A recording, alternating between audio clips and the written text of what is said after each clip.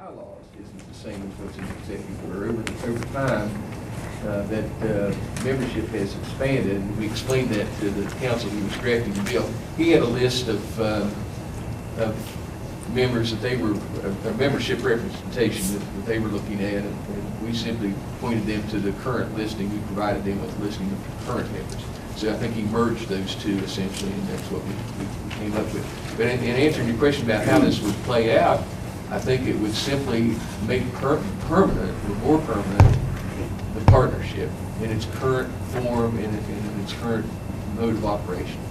When it talks about developing a plan, that kind of thing, we've developed the plan, and it talks about other functions like that. So I think it's more just trying to solidify something that exists in executive order, which of course can be less permanent. Well, and to further support that, if I may, is that when we met with the House Judiciary Council regarding the initial bill that came out, we were called the West Virginia Commission for something or other, and on it went. And that was immediately something that I said we have to address. We're not interested in becoming a commission. We're not interested in taking on that kind of a role. We want to continue the process that's worked for nearly 5 years now, that's worked well, where everyone comes around this table with an equal voice, an equal say, so that this body is not in DHHR, it's not in the court, it's not in DCJS or whatever it may be, that we can be an independent body working collaboratively with all these different agencies and groups, bringing our voices together to the table and working on developing and addressing substance abuse in a comprehensive, strategic way for this entire state.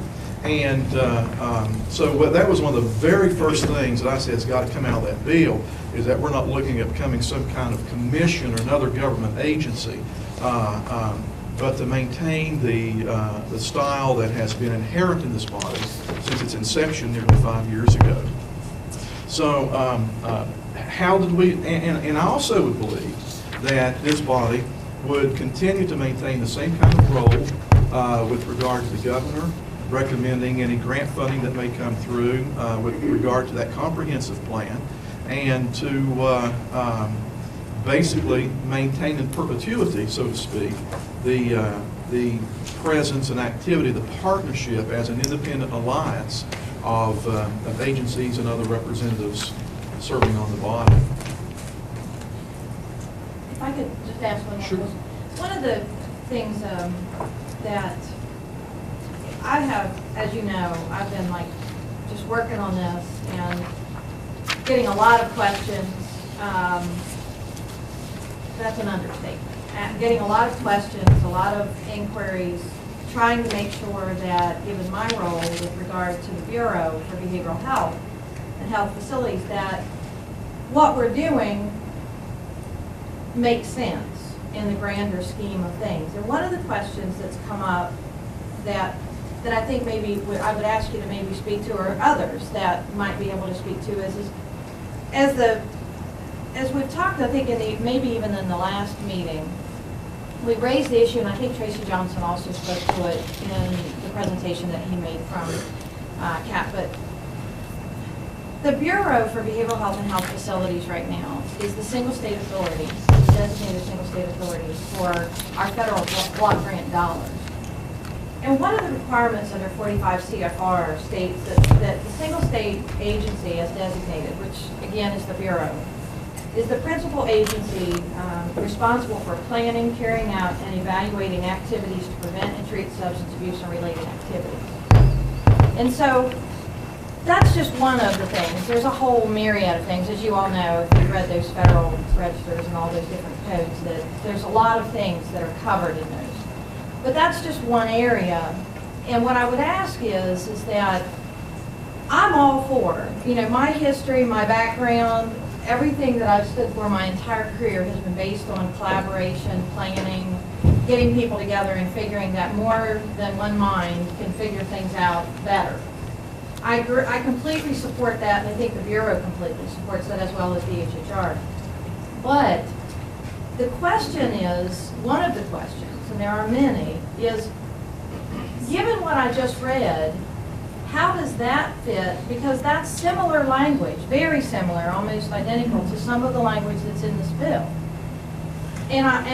So I ask, where does the Bureau, or where would this body see the Bureau fitting in the scheme of that with the designated authority and responsibility for something that this body is then asking to be designated to do as well? And I understand, Jamie, let me finish this. The other thing is I understand that when the executive order was established to start the partnership, and of course, you know, I wasn't even thought about it at that particular juncture. I think I was in another state, you know. And so you all worked really hard, this whole group has worked really hard, and I'm proud to be a member of this group. And I understand that it was developed in conjunction with the strategic prevention framework funding and grant that come along, required that sort of body and oversight. And I think that, you know, thank God for that.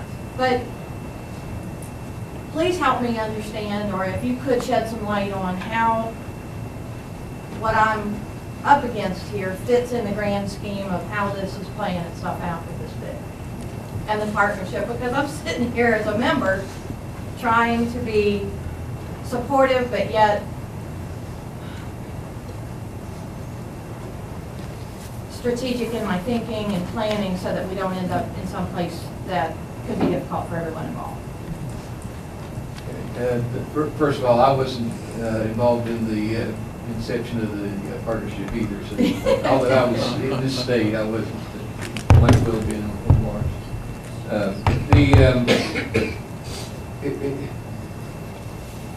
My reading of this, and my understanding of the purpose of all of this and the purpose of the partnership is not to replicate or supplant any responsibility of any of the participating agencies or organizations. I think none of the responsibility for any of the participating organizations changes. This bill nor the executive order modify or change or amend or take away any of the duties, responsibilities that are granted to each of the members. I mean, you still function and operate under your basic legislative or statutory authority. You have contracts with federal agencies that provide you funding, and there are expectations for delivering that, and that applies to every member that is in that same kind of situation. I think what the partnership does, and what this is intended to do, is to provide perhaps a broader reach for planning relative to substance abuse. And there's no question that the Bureau of Behavioral Health, as far as the state's concerned, is one of the principal players in that. You have responsibility for developing a plan and managing it. None of that would change or would be altered, as I understand it. It would simply give you a forum or a place to come to perhaps develop, or make it easier for you to develop that kind of collaboration that you need and want to carry out your mission, and the same thing would apply to each of the other members. I know when I was at Criminal Justice Services, for example, we were designated as a single state agency for a number of different federal grant programs, and that may still be the case, and that wouldn't change. None of this, their participation and involvement with the partnership wouldn't alter that at all. It simply gives them an opportunity to share with the other agencies what they're doing, and provides an easier method of collaborating in their work.